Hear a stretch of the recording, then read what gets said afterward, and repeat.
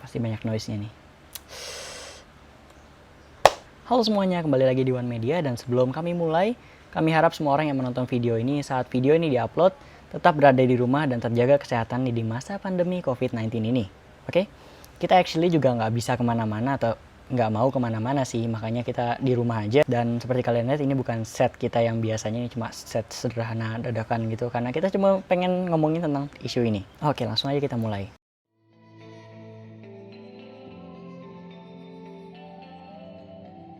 Di tengah pandemi COVID-19 ini, Apple masih sempat-sempatnya bikin kehebohan untuk para fansnya dengan meluncurkan sequel dari iPhone SE yang dinamain iPhone SE. Well, ini sebenarnya SE yang pertama sih, warna rose gold. Dan di video ini kami akan membahas kenapa menurut kami iPhone SE 2020 akan jadi salah satu smartphone terpenting di 2020 dan berpotensi akan sangat mengubah kondisi pasar smartphone dan membuat persaingan dunia industri smartphone semakin seru di 2020. Mari kita bahas. So, waktu video ini baru dibuat, iPhone SE 2020 tuh baru aja diluncurin. Dengan kisaran harga sekitar $399 atau ya $400 lah. Yang kalau dirupiahkan sekitar 6 juta, belum termasuk pajak. Yang pastinya kalau udah masuk sini pasti jadi nggak murah lagi sih. Tapi emang nggak murah juga sih. Lalu apa sih yang kalian dapetin dengan harga segitu?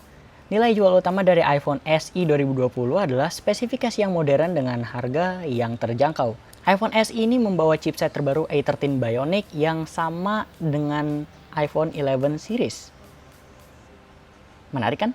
Terus ada juga kameranya yang cukup bagus serta software supportnya yang kemungkinan masih sangat panjang. Well, namanya juga iPhone sih sebenarnya.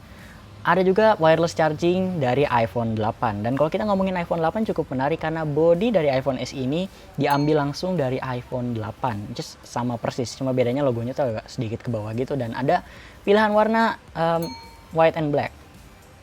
Itu keren. Terus udah sih itu aja. Karena selain itu sisanya semuanya sama kayak iPhone 8. Jadi kalau misalnya dipikir-pikir, iPhone SE 2020 ini bisa aja dibilang iPhone 8s. Tapi iPhone 8 juga sebenarnya bisa juga dibilang iPhone 7s karena nggak begitu jauh. Jadi ya, tapi yang cukup mengecewakan adalah ukuran layarnya yang cukup kecil yaitu 4,7 inch dan bezelnya masih tebal-tebal. Tapi berkat bezelnya itu, Apple kembali menyematkan Touch ID di iPhone SE 2020. Welcome back. Baterainya juga kecil banget, sekitar 1821 mAh. Meskipun menurut MKBHD di luar sana yang udah pernah pakai iPhone SE ini udah ngetes. Thing is, it's also a tiny battery. I think it's less than 2,000 milliamp hours just because the phone is so small and thin. So it's not the battery life champ that, the 10R or the 11 might be, but I had no problems getting through the day with this guy plus wireless charging. It's good to see. Ketahanan baterainya ya lumayan oke, bisa seharian karena A13 Bionic itu sebenarnya cukup efisien. Lalu selain itu apa sih yang membuat HP ini seheboh itu? Well, karena ini iPhone. Udah sih segitu aja. Sekian dari kami, jika kalian suka video ini jangan lupa klik biar saya jelasin. Sejak beberapa tahun belakangan, flagship andalan Apple ini harganya terus meningkat hingga ke angka yang hampir dibilang gak rasional. Bayangin aja, dulu harga iPhone 5s itu saat di launching sekitar $649. Sekarang harga iPhone 11 Pro saat launching itu $999 untuk base model. Itu udah hampir nyamain harga MacBook Air, yang all new MacBook Air ya. Dan MacBook Air tuh laptop.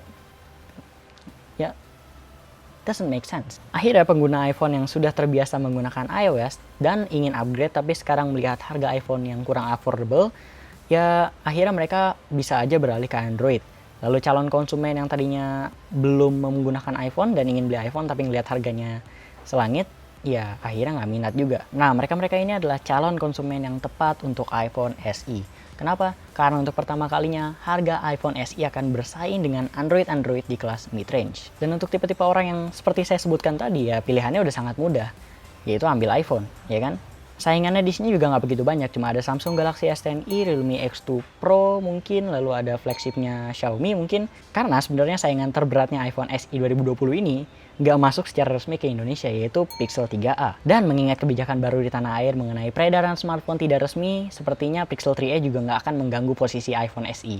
Dan iPhone SE ini akan melenggang bebas di pasar tanah air. Tapi salah satu efek sampingnya adalah harga pasaran iPhone second akan jadi sedikit berantakan karena iPhone SE ini yang tadinya iPhone 8 tuh masih banyak yang nyari, sekarang ya tanggung gitu rasanya. Jadi saran kami kalau kalian punya iPhone dan kalian berniat ingin upgrade dan jual iPhone kalian, lebih baik jual sekarang ketimbang nanti saat iPhone SE mulai beredar di mana-mana. Dan berkat semua tadi akhirnya produsen smartphone harus memutar otak untuk gimana caranya ngelawan iPhone SE 2020 ini.